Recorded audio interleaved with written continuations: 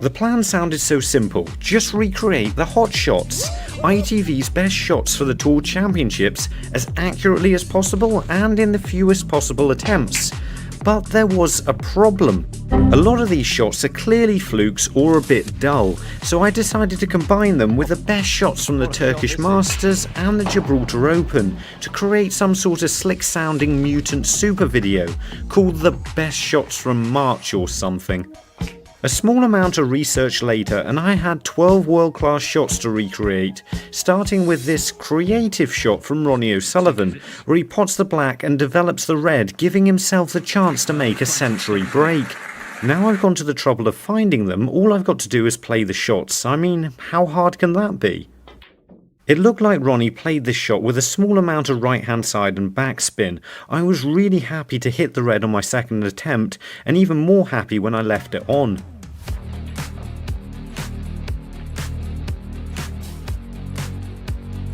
Sean Murphy is a difficult shot to get from pink to black to win a frame against Jimmy Robertson at the Turkish Masters. And you can tell it's at the Turkish Masters because the carpet is almost as loud as the one in my living room. It turns out I may have slightly overestimated this shot. The pot isn't anywhere near as difficult as I thought it might be, and you just have to get the right amount of left-hand side and pace with this one.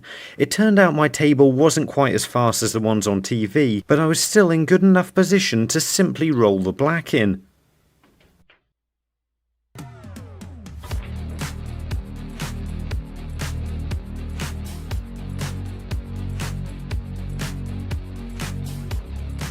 Zhang Anders really close to making a 100 break here, but he's just run out of position at a critical time. What a shot. How about that, Dave? Fantastic. Even though this is just a good pot and Zhang wasn't giving much thought to the position the cue ball ended up in, it's still a lot more difficult than the previous shot from Sean Murphy because of how accurate you need to be with the speed the shot is played at. The pockets of a snooker table are really tight down the cushions and it's really difficult to squeeze the red in when it's going at this speed.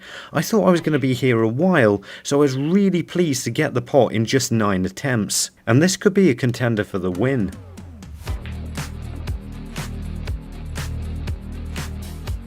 Ding Junhui is next, playing a snooker escape that I like the look of.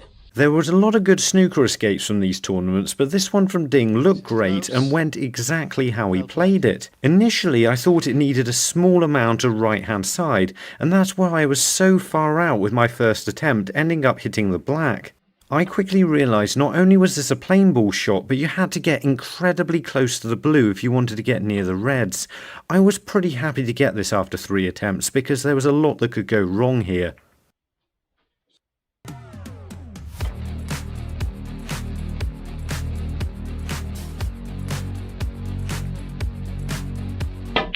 Si Junhui is back, playing this excellent positional shot before going on to win the frame. I'm not sure if it means he'll become a future champion, but he keeps showing up on these videos playing impressive shots. I looked at where C struck the cue ball and tried to replicate it, and I ended up cannoning the red first go. Unfortunately, I didn't knock it on towards a pocket. This is an impressive shot because he also went on to win the frame at this visit. It's probably going to be a contender for the win, and I was really happy to get it after just 3 attempts.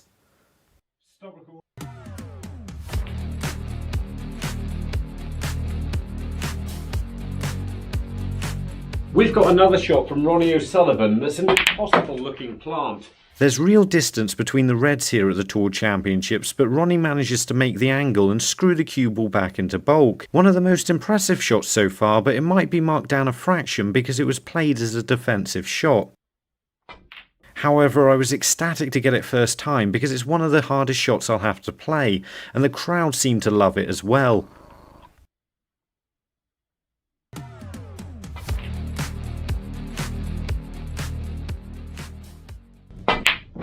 Judd Trump was back to winning ways at the Turkish Masters along with his trademark positional shots. There were a lot of good exhibition shots in this break, but the pink was definitely the standout shot. We've seen this shot a few times from Judd now, where he bashes the pink in the middle pocket and knocks the cue ball around 6 cushions for the black. This may be marked down in the end because he doesn't really get in position and ends up missing the black. But this is still a really tough shot because of the speed it's played at. With this angle from the middle pocket, it's not guaranteed to go in even if you get it on target. Everything was happening. I was even starting to get the line right. I just couldn't quite hit it hard enough.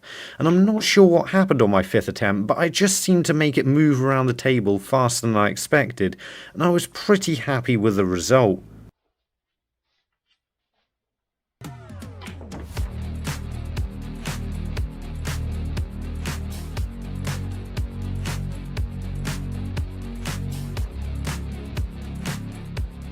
Zhaozing Tong's next, showing off his cue power on the yellow and managing to get in position from a really awkward location. This shot certainly looked good, but I wasn't sure exactly how difficult it was going to be until I realised how close the cue ball was going to be to the yellow, which made it really difficult to screw back far enough. And then of course there's the pot, and I don't have anything like Zhao's laser straight cue action, so this was going to be a bit difficult to get everything right together, as I just couldn't quite seem to get the cue ball back far enough. On my 5th attempt I hit it a lot better, but the cue ball was still a long way short. I needed to hit through the ball without jumping out the way so quickly, which I managed to do on my 6th attempt and get fairly good on the red. This one will be marked down a bit because Zhao actually missed the next red.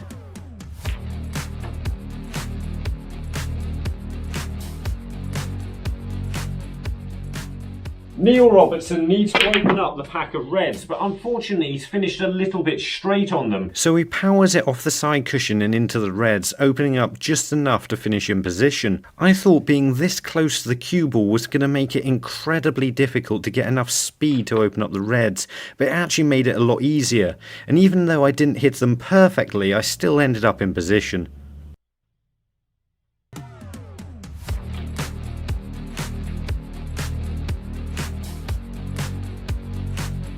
We've got a Sean Murphy shot coming up next after we find Mateo, who's in Piatra Neamț in Romania, which is there. Even though it may not look as visually pretty, it's definitely better than the previous Sean Murphy shot we looked at. He manages to pot a relatively awkward red here and release the other one from the side cushion, knocking it over the middle pocket into play, and from here he was able to make the clearance and win the frame.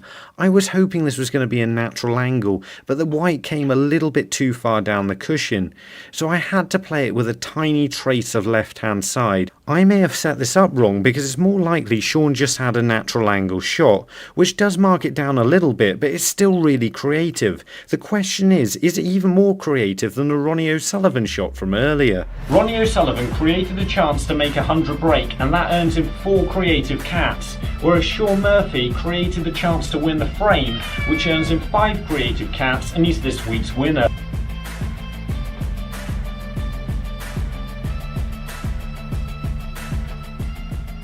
Mark Williams is next in the Tour Championships, and he's got this pressure shot against Ronnie O'Sullivan. Behind in the frame and the match, Mark needed to get this pot to stay in contention, and not only did he get it, he managed to finish on the pink and eventually win the frame. There's not much to say about this one other than it's a really good pot under pressure. You do need to cannon one of the 2 reds on the right hand side of the table, but this isn't too difficult and should more or less guarantee you finish on the pink. I'd have liked to got this a little bit quicker than 3 attempts, but it's fairly good.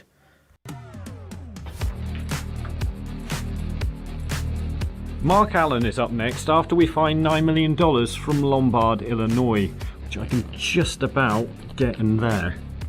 It's really irritating when this type of shot comes up in a match, because if you didn't have to bridge over the green here, it would be a relatively comfortable pot. But bridging over a ball makes it so much harder, especially from distance like this, because you can't really see the object ball when you're striking down over the green so much. Again, this will gain points because the fact that Mark got this shot allowed him to go on and win the frame. I was really happy to get this in just 2 attempts because I thought it would take me a lot longer.